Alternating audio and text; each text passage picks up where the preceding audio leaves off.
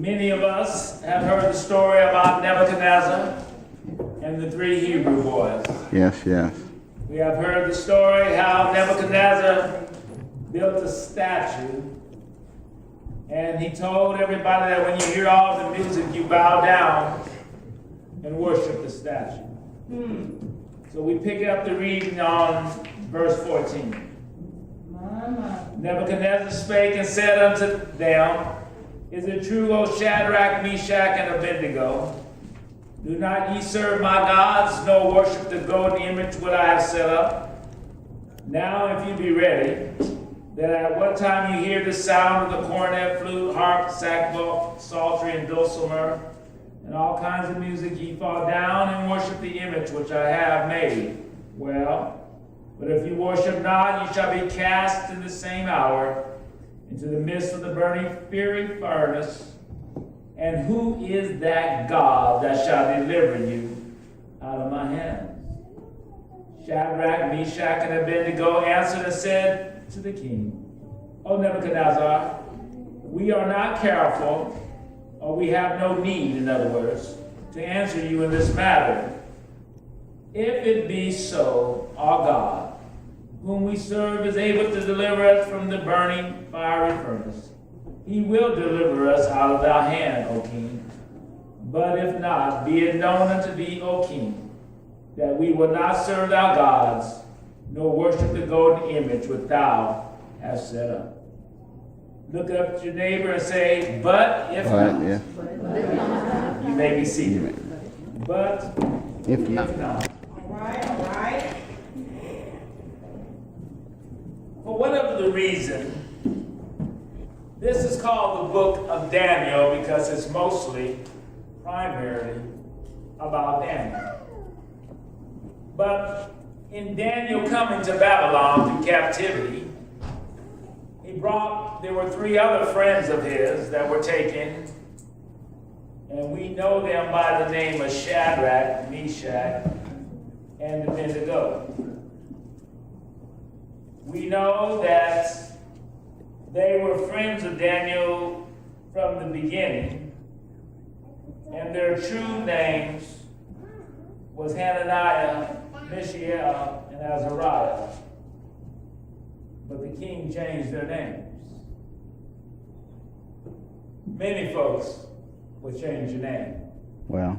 and call you things that you ain't and call you out of your name. In the Bible days, names meant character. But the devil wants to try to change your name. He Man. wants to make something of you that you're not. And changing your name is changing your nature. All right. Yeah. You see, Jacob was his name because his nature was a deceiver. Well. Herein, the king of Babylon, the first thing he did when he brought the Hebrew boys over was to change the name. In changing the name, I hear you, Holy Ghost, he wanted them to forget who they were and accept who they were going to be. Well. The devil wants you to not know, remember that you belong to God. Amen. Right. You are God from the top of your head Yes. to the soles of your feet. Yes. And he thought by changing the name that they could forget where they came from. And so, whatever possessed Nebuchadnezzar, he built a statue to worship. Nebuchadnezzar is the most powerful ruler on earth. And now they have built this statue, and the music is playing, but the boys ain't bowing. Oh, if you listen to the devil's music, you're going to dance. Well. If you listen long enough to the devil's music, it'll make you dance. Herein, they didn't pay attention to the music. Right. And some went and told the king that these three boys are not bowing down to you. So he called them and asked them, and I like what he did. He didn't believe it. So he asked them. He didn't accuse them. He asked them, is this so? He needed to hear it from them. You see, Nebuchadnezzar had the power to kill you. Nebuchadnezzar had the power to take your property. And he wasn't foolish. He inquired of the boys, is this thing true? Verse 14, is it true, O Shadrach, Meshach, and Abednego, that you do not worship my gods, nor worship the golden image which I set up? And they said, if it be so, our God we serve is able to deliver us from the burning fiery furnace, and he will deliver us out of your hands. Amen. Now you got to understand the connection here.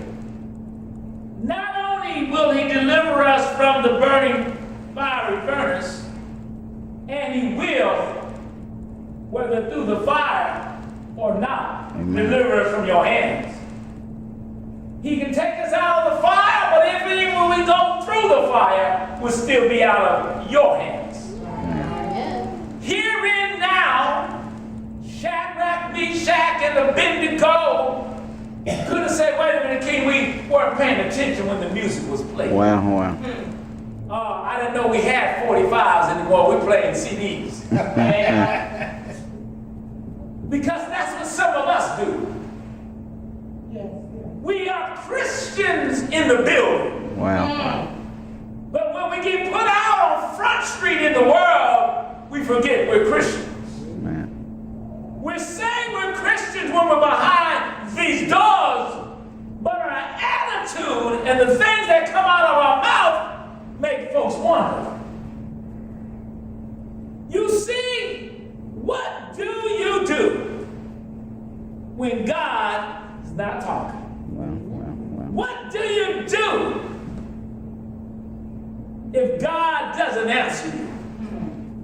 A lot of us will compromise what we believe to fit in. Say it. We compromise the way we're supposed to act. We don't go places when we're in the town because there's church folks around. Wow, wow. And we don't know who we might run into. But let us go out of town. Well, Go visit relatives. And the places we usually wouldn't go while we're in town, Wow, wow. we go while we out of town. Well, well. Because ain't nobody around. Lord help. all right. Folks don't know what we're doing. Yes.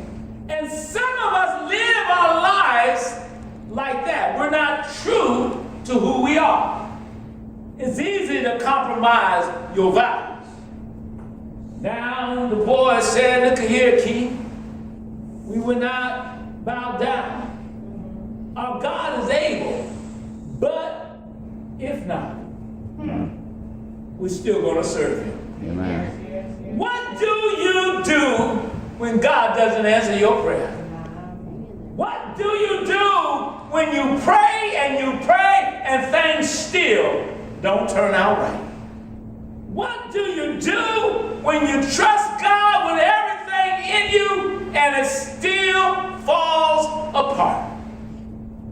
You keep on keeping on. Amen. Amen. You keep on keeping on. Yes, you do. Herein, the Hebrew boy said to the king, the God we serve, we know he's able. But even if he doesn't deliver us, Wow, wow. we know he's able. Amen. Yes. There are times when I call on God and God seems so far away. My bills are high and my money is low. Oh, have you ever gone in a house and see the water main close to your house and you run to turn yours on to see where's he at your house? Well, The electricity man working on a line and you run to see is yours still on? Wow, wow. right. And you pray and it doesn't seem like God is hearing your cry. What do you do when God doesn't answer you? Can you keep on? Or will you get frustrated? Well, Will you get angry? Will you get an attitude that determines your altitude? All right. Oh, we fail to realize that even if God don't, He's still God. Yes. We got to realize even when God says no, it's better for me. Yes. Because He knows what's best for me. Can you trust God when God says no? Can you trust God when it doesn't turn out the way you want? Can you trust God when life falls apart? Can you still have faith and confidence in God? Yes. Yes. Now here is Job, a man who feared God and ensured evil. Listen what the scripture says. In chapter 1, verse 1. There was a day when the sons of God came to present themselves, and Satan came also. And the Lord said unto Satan, where hast thou been? And he said, to and fro, walking up and down the earth. And God said, hast thou considered my servant Job? All right. That there is none like him, feareth God and ensueth evil. And the devil said to God, does Job serve thee for naught? Well. He's got a fence about him and a hedge around him. But do this and do that, and Job will curse you to his face. Job lost 3 sons. Job lost 3 daughters. Job lost 500 yoke of oxen, 500 sheep, cattle, and everything. And Job said, the Lord giveth, and the Lord taketh away. Blessed be the name of the Lord. Amen. In other words, Job said, God bless me, and if God took it away, He's still all right with me. Oh, because I've had more good days than I ever had bad days. I had more blessings than I had more downs. Because God has been good to me, better to me than I've been to myself. And if God said that's all the blessings you're going to get, I'm going to be all right. I'm going to be all right. Because if He don't bless me today, I know that He's able. I know that He's able. Amen. And Job's wife said, won't you just curse God and die? And Job said, you speak like a foolish woman. Now y'all married folks don't call your wife no foolish woman. But Job said, you speak like a foolish woman. Should we not be able to receive evil like we receive good if that's what God says? Why is it that bad things happen to good people? Why is it that tragedy strikes and trouble comes? Have you ever thought that God was using you? Have you ever thought that what you're going through is not about you, but it's for somebody else who's looking at you? Wow. What if God is trying to use you as an example? What if God is trying to use you as someone that He can say, look at Sister Irma. Oh, she's going through hell, but she's going through and not standing still. And when somebody look at all the mess that's going on, they said, how can she make it? How can she get up and smile every day with all the things that are going on? And she said, because God's been good. Oh, He's good. How do you know He's good? You don't have this or don't have, because He woke me up this morning. Oh, I still got hands to raise and a mouth to praise. I got legs and feet to walk. So God is still good. Amen. Oh, He's still good. Yes. Oh, because though I may not have what I wanted, He's giving me what I needed. Yes. Thank God. What do you do? So the Hebrew boy said, but if not, do you have that kind of faith?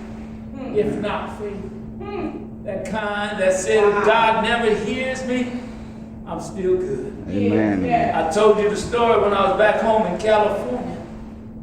I didn't have a job, I lost it, but I was able to buy all this food. And I put it in my refrigerator, but forgot I had a light bill due. The light man came to my door and he said, Mr. Green, I'm here to cut off the light bill because it's behind. And I said, oh, I just was shopping for this food and everything. And he said, well, can see if you can get this money and I'll come back, I'll make you my last customer. And I called everybody, I prayed, oh God, oh God, oh God, oh God. I did everything that I could. And the man came back, he said, were you able to get the money? And I said, no, sir. And he said, I'm sorry. He actually apologized. He said, I got to cut off your electricity. And so he clicked off my electricity, and I was hurting, y'all. I got me a blanket. I put that blanket around me, and I had a kitchenette. And I went in there and sat right by that refrigerator like this. And I cried. Oh, I cried because I was hurt. That all the things I thought I was doing right for God, all the things I was doing, and click, my electricity goes on. What do you do when you get clicked? What do you do when you get a click in life? What do you do when the car breaks, the truck breaks, the dog bites? What do you do when it looks like hell has broken in and you've been doing everything? And the devil said, yeah, you've been trying to live for God. Look where it got you now. Look where it's got you now. Can you still say, blessed be the name of the Lord? The Lord gives and the Lord taketh away. Blessed be the name of the Lord. Amen. My lovely wife, y'all might know her. When she got sick in the hospital, first thing she said to me, well, what if the doctor says I can't go back to work? Which car are we giving up? Yours or mine? And I looked at her and said, what my car got to do with this?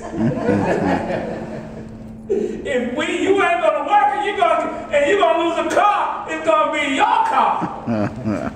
Not my car. Click. Oh, can you still come to church with a smile?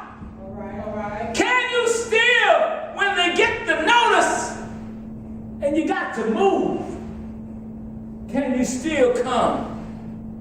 People are asking, hey, you want to go out to eat? You want to go out to eat? But you're not embarrassed to say, I'm broke today. No, I can't. You're not ashamed. You know what? You figure that it is what it is, and I'm moving on. We used to live on Navarro, and my wife and I was in bankruptcy. And we had 2 cars, and we parked the pit bull by the cars, not the cars by the pit bull. Next morning I came outside. Somebody stole our cars. Both of them. Oh, no. This is the repo man. I got your cars. Why did you take the pit bull? He just stood there, didn't even bark. How are you not gonna bark with a tow truck pulling your cars away? But you know what? We went into the church. Later, still just gave God praise. Amen. The first church we started, we were there for almost a year. We was at 100 people in our first year. I'm driving up Navarro, and remember when you see that the restaurant, oh man, you've been with us so long now, Rick. I must have been a mile down the road, and I saw a sign this big on my door. I don't know how I saw it, but James Wayne had locked the church building up. And I said, Mr. Wayne, why'd you lock this church up? Because he owned the building. Well, y'all haven't paid in 3 months. I said, Mr. Wayne, how could I have not paid the church in 3 months when you just signed a new lease with us? He sold the building, and we had to move. That's what he had to get aside. You know what? Amen. We had service at, what was that? Ryan's Restaurant first. Oh, yeah. Ryan's Restaurant, and then somebody opened the door to have downtown. That's how we ended up getting this building. We were downtown. So when we met to her, but you know, instead of getting upset about it, because there would have been days you wanted to choke folks. But instead of, you got to learn to give God praise in spite of. In spite of. When you learn to be able to give God praise, you'll learn a lesson. What is that lesson? It's the lesson that Abraham learned as I close. God told Abraham, take your son, your only son, and offer him up as a sacrifice. Abraham said, me and the boy will be back. And he took him and laid him on the altar. And the boy said, Father, here is the wood, and here is the fire, but where's the sacrifice? He said, God himself will provide. As he laid the boy out, Abraham raised the knife, and the angel called out, Abraham, Abraham, do the child no harm.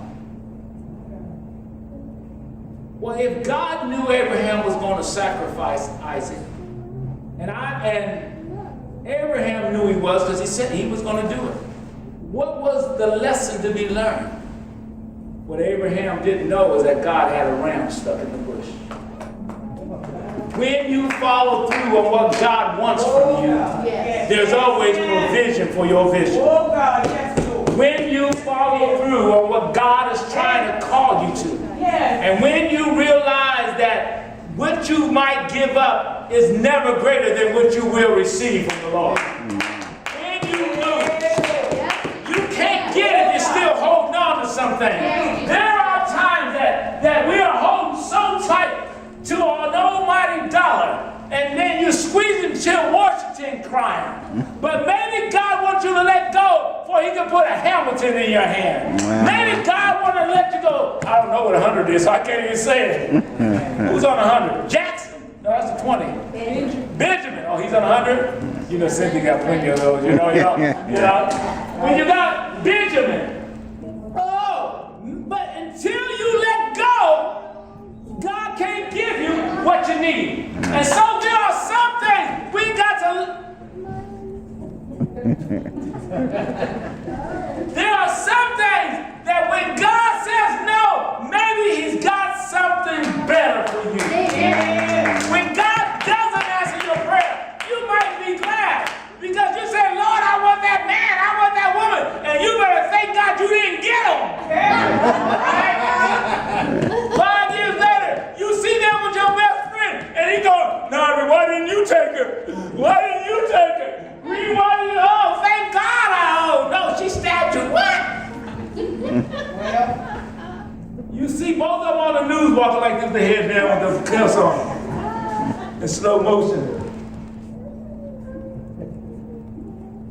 If be so, our God whom we serve is able to deliver us from the burning fiery furnace. Amen. And he will deliver us out of your hand. But if not, God doesn't always say yes, y'all. Yep. Sometimes he says no. And you got to learn to be okay when God says no. Let us stand.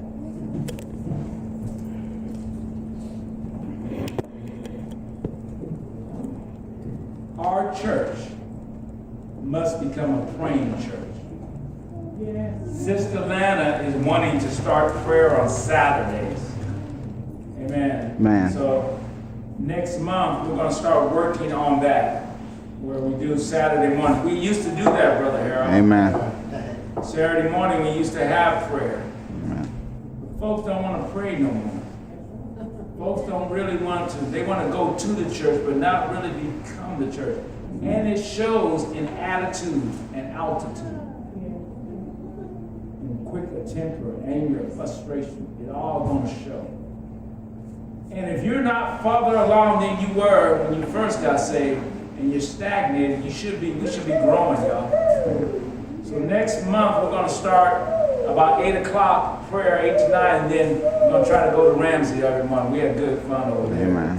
It's good fellowship. In fact, Brother Harold, remember we went over there, folks paid for our food. We sat at the table. They heard us talk about God. We had folks come to our table there. And I said, yeah, we talk a little louder now. We got to get a little older. Amen. We had folks coming and paying for our food. Amen. I'm liking Amen. that. You know, so hey, we're talking about Jesus, because they said, we don't hear people talk about God. Amen. If not, if God don't pay for our food, we still going. Amen. So God, this church is going to grow. It's going to be because it became a praying church. Amen. Amen. Pray to stay, Hallelujah. fast to last, Amen. and read you will succeed. Amen. And if these become part of your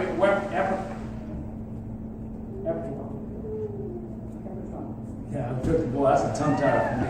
I'm sleepy. Woo, y'all should have been there last night. Y'all should have been there last night. I was so tired this morning. I took my keys outside, couldn't find them after that. And my wife found them.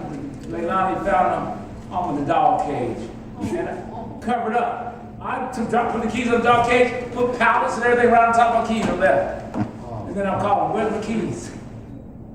Went to church this morning, put my phone down to preach, looked at my phone and left, walking out the building, forgot. Woo. Thank God, thank God. If God says no, then you still serve. And to be honest with you, when I look back over things, I'll say thank you, Lord, for saying no.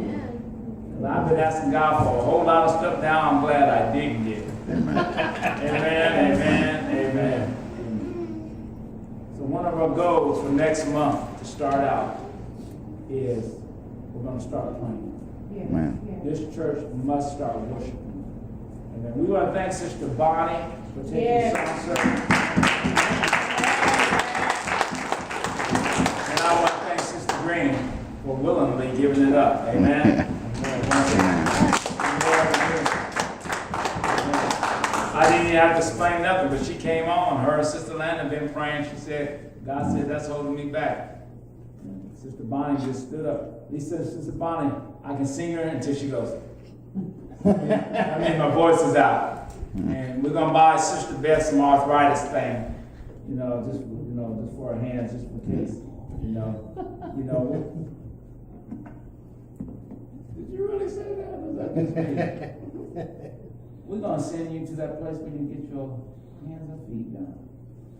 Yeah, we are.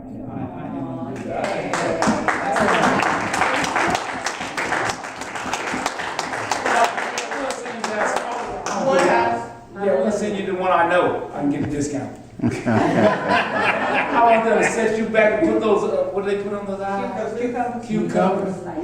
Oh, those things are good to eat. Somebody gonna throw them in the trash. But we want to thank Sister Cynthia and all the people who participated yesterday. We had a handful of, it was great. And Naira, y'all know I teach Naira. Brother Eugene, raise your hand. Naira took those ribs, boy, and I mean, Naira said, we'll start the fire at 12. I called him at 12:05 because he wasn't there. You called me at 11:45. It was, thank you. Thank you. Yeah, Naira. In my head I'm saying, he said start at 12. I tried to hold him off. I did. I called Naira, just kept on saying, you need anything? Okay, I'll just check and see where you're at. That was my